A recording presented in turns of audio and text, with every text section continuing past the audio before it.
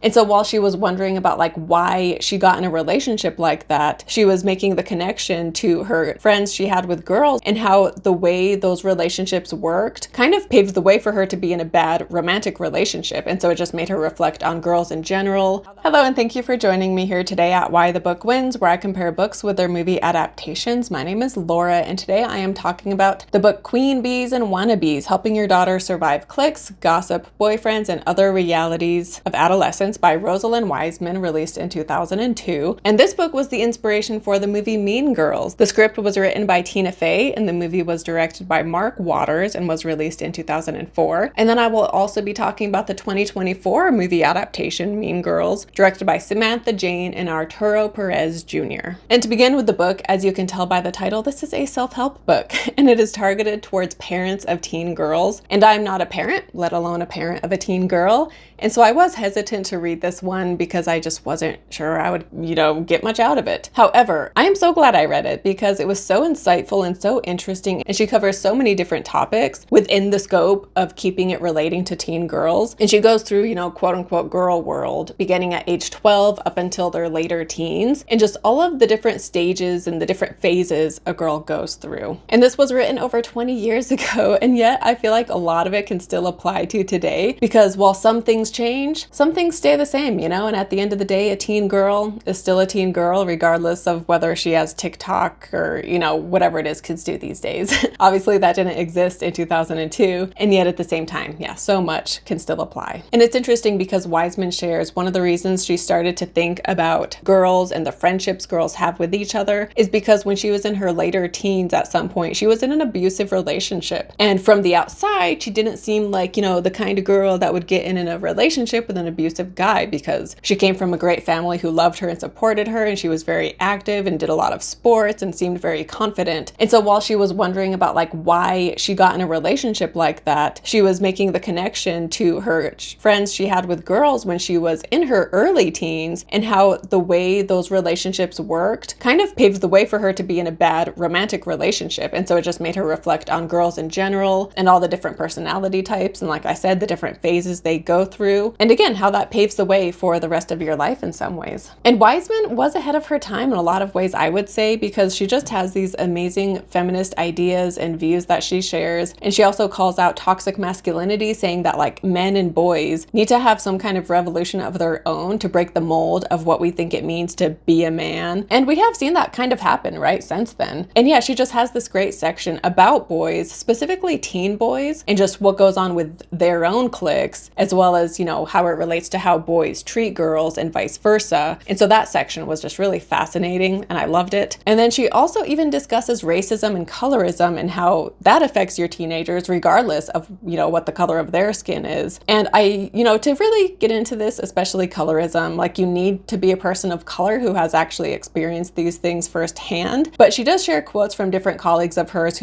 who are people of color. And in general, I thought it was cool that as a white woman, she still covered this topic, because she easily could have just not addressed it at all. And so I liked that she still confronts this issue and how it affects our teenagers. And then she also gets into homophobia, and again, how that affects teens, but how that can impact them later in life. And then also parents like who find out that their child is gay and just dealing with that process. And I get it's not like this was written in, the 1950s or something, but still, like for 2002, like that was still a very homophobic time. And so the fact that she was just such an amazing queer ally in this book and with what she says, like I just thought that was so awesome. And she also talks about sexual assault and victim blaming and why victims don't talk about it. Like sometimes they never talk about it, but then for those who do, like why they don't talk about it right away, and also like why people are in that situation to begin with and why that happens. So yeah, as you can tell, she does not shy away from talking about these heavy, difficult subjects, and she just does so eloquently. And then she also talks about different parenting styles and the type that do more harm than good, and the type of styles that work the best for teenagers. And yeah, in general, I would just highly recommend this book. I feel like, if you have some connection to a teen in one way or another, you could benefit, because even though I don't have kids, I do have nieces and nephews who are, in this age range, 12, 13. But even so, like I said, it also made me reflect on my own childhood and the friends I had in those formative years. And it's also really just about humans, right? Like what's going on in our own brains and why we do the things we do. And even though it's focusing on teenagers, I still still, I think anybody could find this interesting and insightful. And while I don't necessarily like agree with 100% of what she says throughout this whole book, nonetheless, it is one that I would recommend. And then to move on to the 2004 movie. So this is not the first movie to take a self-help book and turn it into a narrative using different scenarios and personality types that are talked about in the book. However, I feel like this one kind of made it popular because after this, we have What to Expect When Expecting, Think Like a Man, and He's Just Not That Into You. And in general, like, I just think this is such a cool idea to take a self-help book and turn it into an actual story. And yeah, like I said, Tina Fey wrote the script and it is just so clever and witty in its humor. And I just have fond memories of this movie because I did see it around the time it came out. I didn't see it in theaters, but we rented it on DVD and I was a teenager at the time and I just loved it.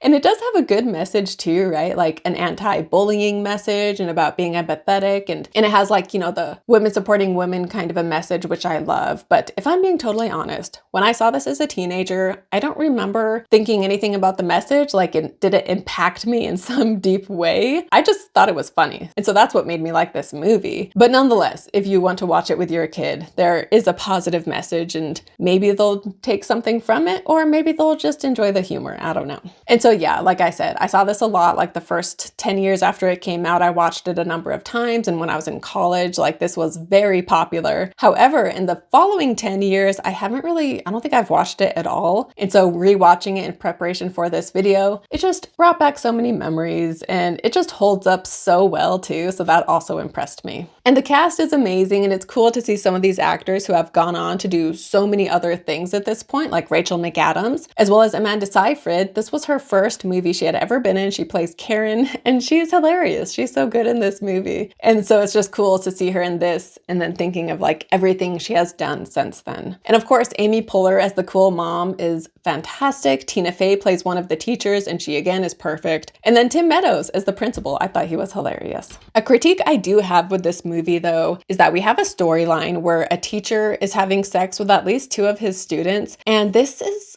like such a serious topic, right? And yet the movie just kind of tosses it in there, never really delves into it, which a comedy isn't the place to delve into a topic like that, right? So it shouldn't have been in there at all. However, it doesn't surprise me because as forward thinking as the book is, the early 2000s, it was so common for comedies to take something very serious and make light of it, make jokes about it, and just include it when it shouldn't be included, you know? And so that part of the movie did not age well. But aside from that, for the most part, I think this movie holds up and I really enjoyed it. To move on to the 2024 movie, you know, we have the book, which was adapted into the 2004 movie, and then the 2004 movie was adapted into a musical play in 2017, and now we are getting the movie version of that musical play. We just need someone to take this musical play movie and turn that into a book of its own, and then everything will come full circle.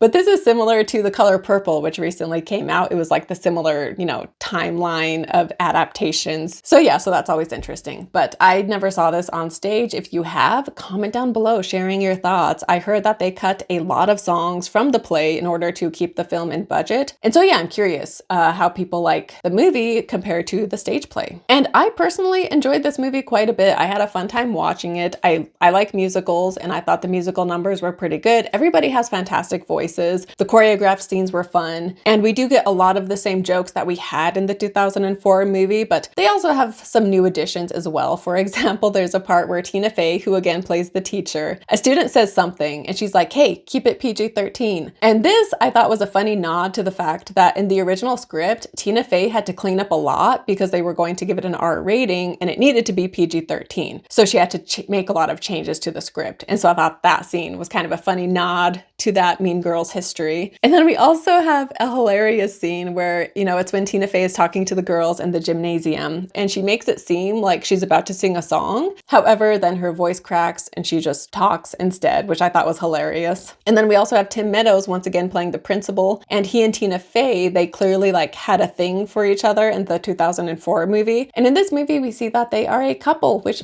I thought was just so cute. And while watching this, it is impossible not to be comparing comparing these actors to their 2004 counterparts, and in general, I definitely prefer the 2004 cast. However, I didn't have any huge issues with anybody here. Like, I feel like they did the best they could to make this character their own. So, maybe I have some minor complaints, but for the most part, I thought everybody was good. And the story is very similar to the 2004 movie. However, things are rushed at times, but I think they just had to rush through it in order to make room for the songs. And in general, like I said, I really enjoyed this. And I went back and forth on giving this either a 2.5 or a 3. 2.5 almost seems too low because, again, I liked the singing, I liked the acting, I liked the story. They even made like a couple changes that I like better here than the original movie. And yet at the same time, like a 3-star just seemed too high because I enjoyed it, but I didn't love it enough for a 3-star rating, I don't think. So I gave it a 2.5 for now, which I don't know. It's somewhere between a 2.5 and 3 stars for me. But at the end of the day, like if you enjoy Mean Girls and if you enjoy musicals, then yeah, you should go see this. And from here on out, I will be getting into the details of the plot, which means there will be spoilers going forward. I'm not going to do like my usual side-by-side comparison because this isn't a direct adaptation, so I can't do that. So instead, I'm just going to talk about some of the different themes and aspects of the book that we do see in the movie. For example, the dress code for the week. The Plastics dress code comes straight from a book, a real teenager, because she shares quotes from teenagers throughout the book, and an actual teenager wrote down her dress code for her and her clique, and it is exactly what we hear in Mean Girls, which was funny. And of course, part of the dress code is that on Wednesdays they wear pink, and I would have worn pink for this video regardless, but the fact that I release my videos on Wednesday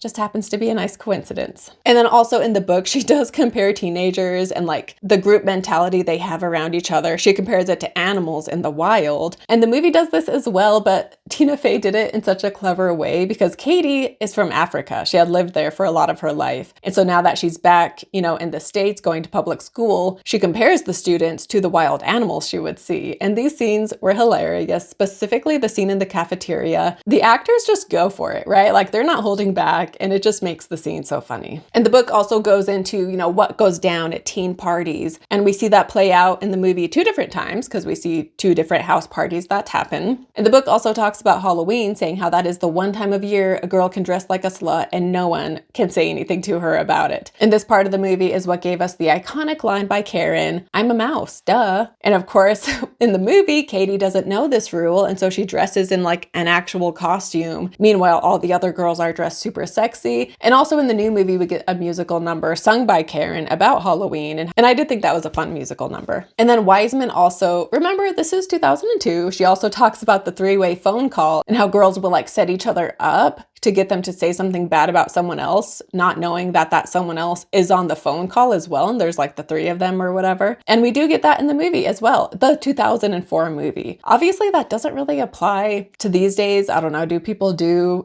3-way phone calls anymore? I'm not sure. But yeah, so that is something from the book and the 2004 movie. And then the book also talks about how girls will dumb themselves down in order to appeal to guys and to get guys' attention. And we see this when Katie, who is great at math, she pretends to be bad at math in order to get Aaron's attention. And she's like, "Oh, I guess I need a tutor. Like, will you help me?" And so that's how she gets this one-on-one time with him. And this was a funny scene as well, because like I said, she's really good at math. And so she's asking him for help and he's telling her like how to do it. And in her mind, she's like, "That's wrong. That's totally wrong." But then she still thanks him as if he helped her. But it's funny because if she actually did need help, he would be making things worse because he's giving her false information. But anyway, but Wiseman, one of the reasons she wrote this book is because she would hold these different gatherings, these seminars with teen girls at different schools. She would get them all together and they would do different activities in order to help them realize how poorly they treat each other and how to be nicer and kinder and more empathetic and to have more self-respect as well. And we see this in the movie where after, the burn book is released, they get all the girls together in the gymnasium, and then Tina Fey is like the Wiseman counterpart because she is the one leading this discussion and leading these activities where they make apologies to each other and they do trust falls and things like that. And in the book, again, one quote we get from a teenager during one of these seminars, she wrote an apology to a friend, and it was something like, "I'm sorry I said this thing about you, even though it really is true, but I'm sorry you found out I said it." And we get some of these backhand apologies in the movie as well, which of course was pretty funny. And the book goes over the cliques and the different people within the clique. We have the queen bee, the wannabe, the pleaser, the banker, and the banker is who she calls like the gossip, essentially, like the one who has all the information. And then we have the floater, who is the girl who is liked by all cliques, and she can just kind of hang out with whoever and everybody genuinely likes her. And obviously in the movie, you know, Regina's the queen bee, Gretchen is the banker, Karen, I guess she would be the wannabe, I suppose. And then Katie, at the end of the movie, she says how, because at the end of the movie, everybody is all getting along happy. And she says, now I can just float, meaning she's the floater. So she can just hang out in any group and everybody genuinely likes her and she just, you know, is at peace with everybody. And then the book also talks about how friends will set each other up and how even if the girl being set up doesn't like the person she's being set up with, how in order to stay liked by the clique, she just needs to go along with it. And we get this in the movie as well when Gretchen is telling Katie, like, if you have a crush on someone, you need to run it past the group. That way we can like approve them, essentially. And she's like, you might think you like someone, but you could be wrong. Clearly implying that she herself has liked someone in the past, but it was vetoed by the group and she wasn't able to date who she wanted to date. And then we see the different parenting styles to some extent. I feel like they could have delved into this a bit more, but obviously the focus was to be on the teenagers. But in the book, she focuses on parents more. And again, the parenting styles, like the parent who tries to be their child's friend, the parent who tries to be the cool parent and is walked over by their kid, as well as like, you know, the tough love type parent. But yeah, in the movie, we also have Katie's parents who are kind of a funny addition because, you know, like Katie, they're in a situation they have never been in before. And so they're kind of naive when it comes to parenting with a daughter who's going to public school. And so they have their own unique perspective. But then also in the 2004 movie, we hear about a petition that Regina made, which humiliated Janice. And in the book, she talks about a petition too. She kind of goes on about this example about a girl who wrote a petition against another girl and made everybody sign it. And it humiliated the girl who the petition was about. And so even though the petition topics were different, like that whole thing is pretty similar. And in the movie, of course, the petition is Regina saying that Janice is gay and making everybody sign it. And this is what causes the falling out between Regina and Janice. And yeah, she does talk about this, like in the section with homophobia and bullying, like especially at this time, calling someone gay was a way to bully them. And in the movie, in the 2004 movie, Janice reads like she is gay. And the reason she's so upset at Regina doing this is because Regina is outing her, right? When she wasn't ready to be outed. However, by the end of the movie, she is with a man. I guess she wasn't gay. And it kind of came across like the 2004 movie. They had to tack on her getting with the mathlete guy in order to let the audiences know, like, she's not actually gay. Like, here she is with this guy. And yeah, I feel like it's interesting because I think general audiences were ready to accept gay men in movies, but it took longer for them to be okay with seeing gay women, it seems. But also, there is a gay man in this movie, Damien, and so maybe they were like, you know, we already have one gay character, like we can't have two, so we need to make Janice, we need to put her with a man by the end of the movie. But yeah, whatever their reason is, it did come across like Janice should have been gay. And speaking of the 2024 movie and the changes they made, they do make Janice gay, which was a change I liked. And the reason she and Regina had a falling out is different because in this version, she came out to Regina because she trusted Regina, but then Regina just kind of humiliates her and makes fun of her for it. And then this causes Janice to, she like tries to light something on fire and it gets Regina's backpack lit on fire. And so in the burn book, what they have about her is saying that she's a pyro. And the pyro aspect, like, is that really such a bad thing to call somebody? Like, it didn't seem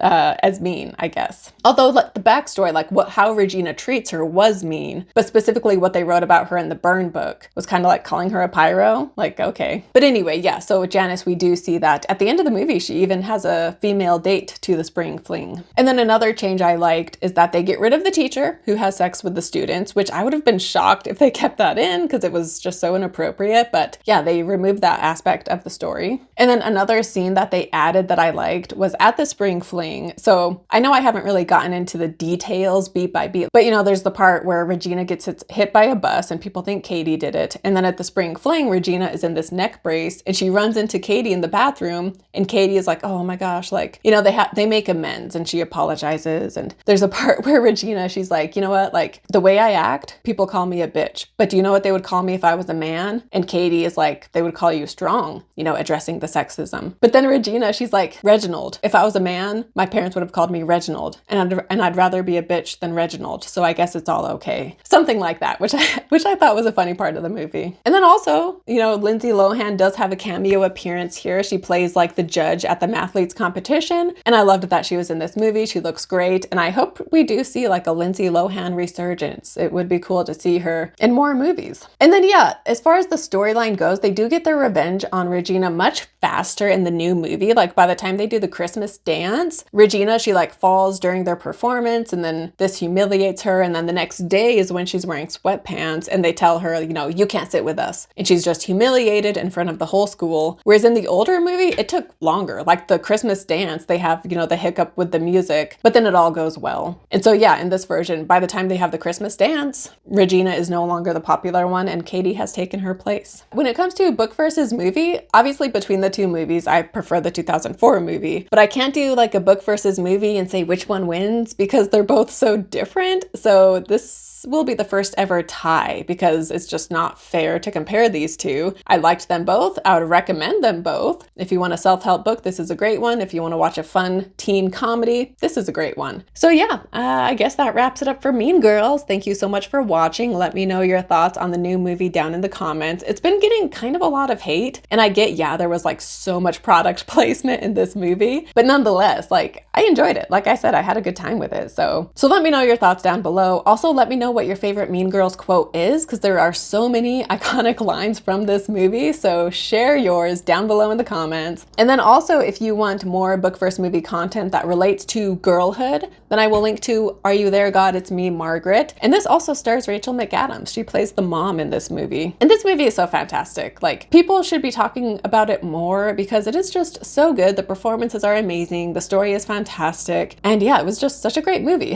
So I will link to that book versus movie video in case you have not seen it yet. And thank you so much for watching this video. Don't forget to like and subscribe, and I will see you next time. Bye.